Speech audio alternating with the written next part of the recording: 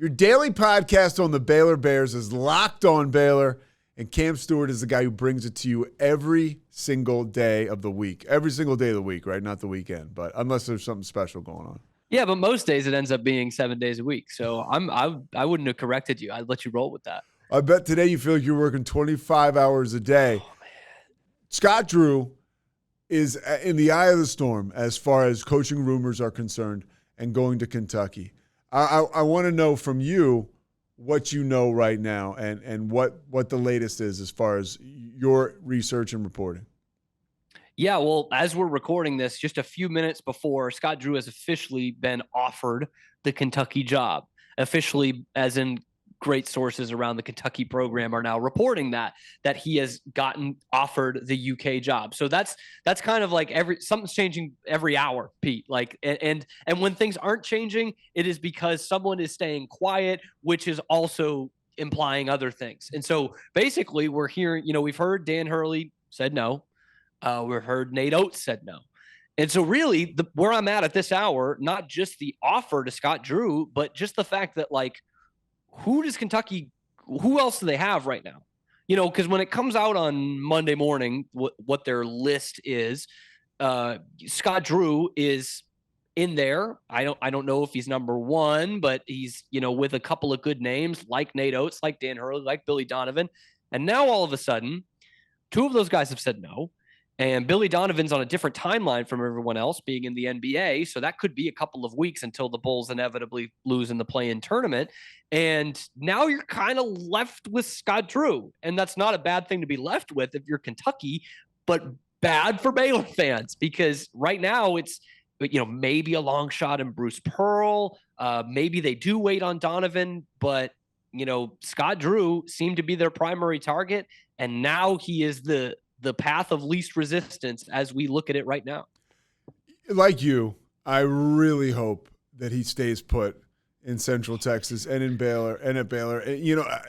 What he's built here in Waco, from the ashes has just been the most unbelievable resurgence, and his ability to turn this thing around makes me think that he would stay. What makes you think he will leave? Well, I mean, first and foremost, and I don't want to sound like an absolute homer for this team I've never rooted for in my life, but Kentucky is Kentucky. And we have heard year after year, these schools that are bigger than Baylor, bigger basketball programs, at least at the time, were open and they wanted Scott Drew. Years ago, it was Memphis. Actually, coincidentally enough, it was right after Cal left Memphis. And then it was, Indiana and Louisville recently and a couple others in between. And for all of those, it was like, come on, like Scott Drew, he's building something here, or he's built something, depending on what time he got offered those jobs or looked at those jobs. But now it's like none of those programs were Kentucky. Kentucky is a different animal.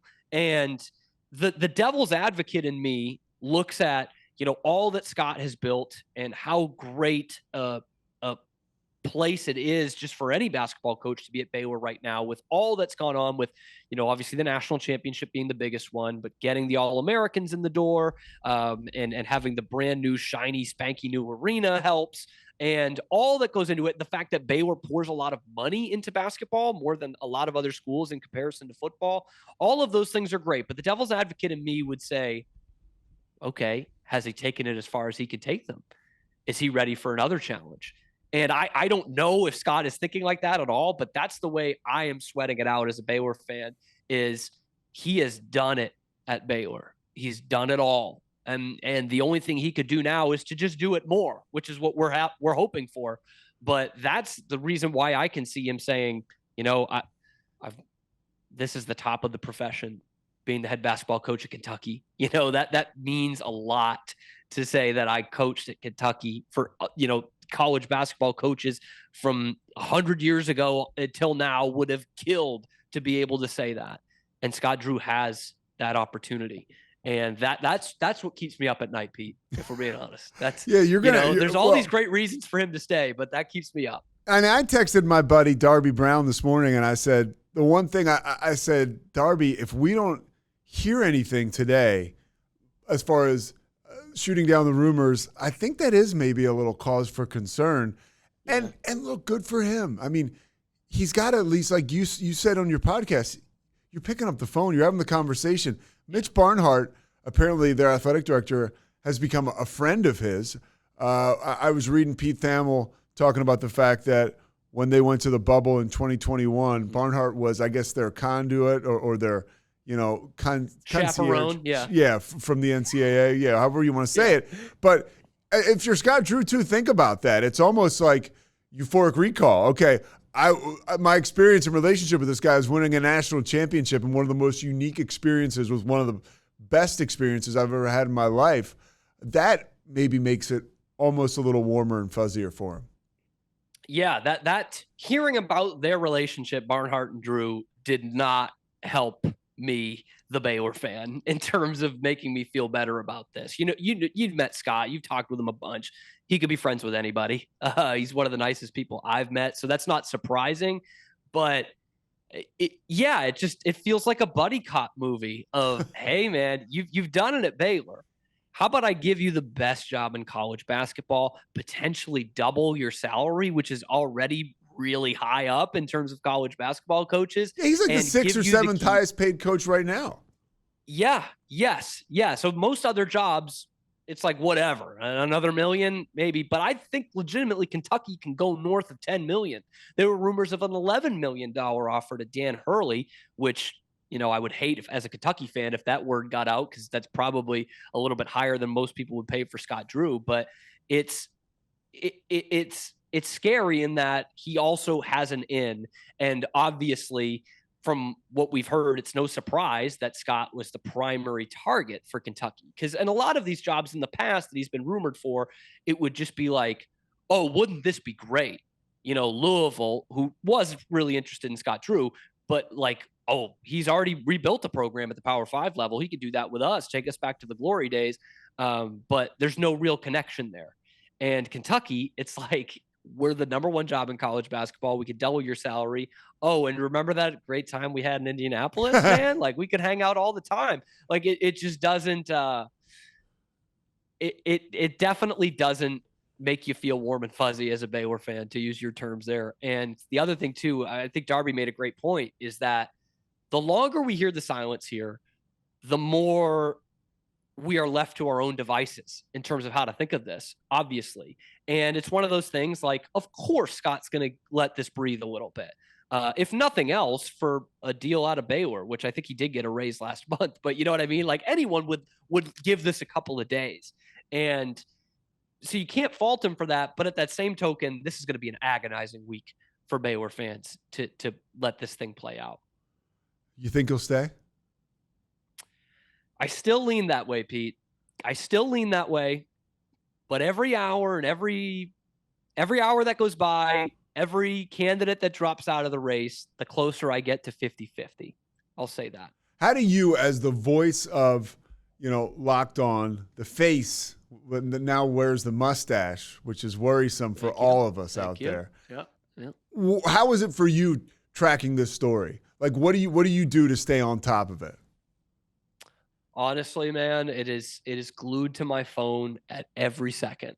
And part of it is working with our pal Matt Mosley, who is very connected. That helps a lot. But it's really just been not searching Scott Drew in the search engine, but searching everyone else.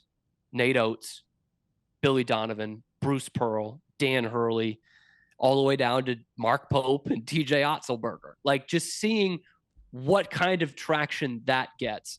And of course, seeing if we will hear anything from Scott. But that is how I've tried to keep on top of this, is to just see everyone else. It's kind of like when you're watching baseball, in the ballpark, and you're like, I don't want to watch the ball because then I'll think everything's a home run. You watch the outfielders, right? So I'm not going to watch Scott Drew all the time. He's not going to tweet until he's got something to say.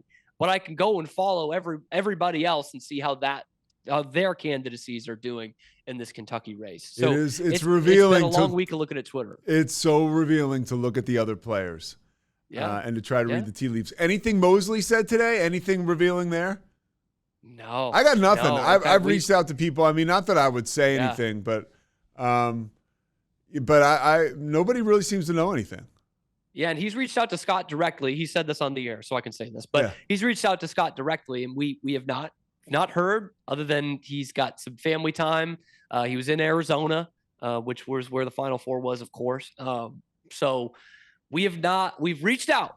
The Mosley Show has reached out, and by that I mean Matt Mosley. And we have not heard anything. As back. Mosley says, so, ESPN Central Texas. Texas. Matt Mosley Show. Cam Scott Drew, Stuart. big Mosley guy. Mosley, Stewart, Barnhart. Yeah. He is a complete legend, and so are you, Cam. And anything we left out? Anything else? I mean, no, I'm trying to keep it up myself. I think the big thing that for Baylor fans or fans of college basketball to keep, looking at until we hear from Scott or from Kentucky directly is just see how much smaller the list gets. Because again, I've got Kentucky fans in the comment section of my videos and on Twitter, and they're saying, we don't want Scott Drew. We don't want Scott Drew. Those people, first question's like, why? Why wouldn't you want Scott Drew? He might not be your number one pick, but what, you're seriously going to kick it down the road like that? But, and so that's my first question to it. But the second one is what we brought up earlier. Who else is left? Some of the other big jobs had already been filled. There had already been some big moves. Andy Enfield went to SMU. He's not a Kentucky guy.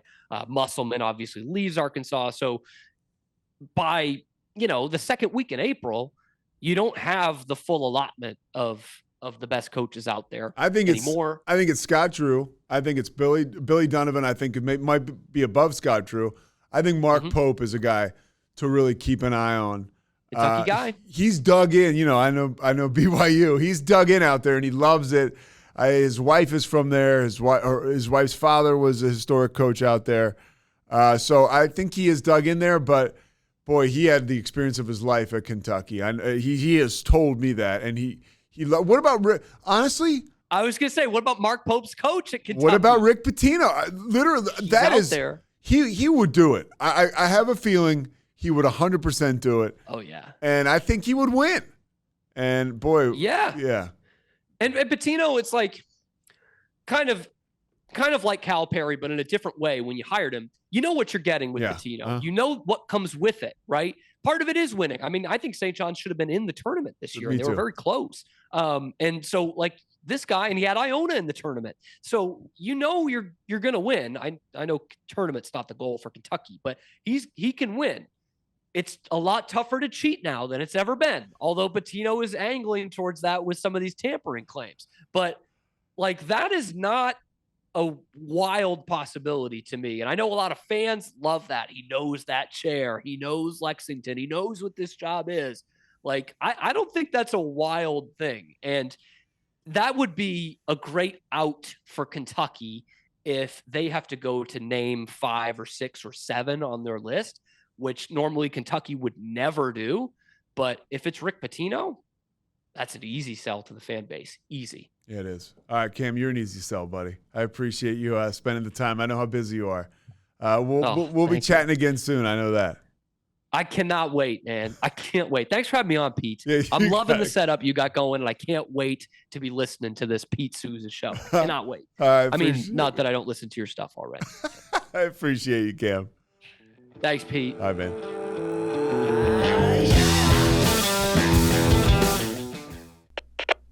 We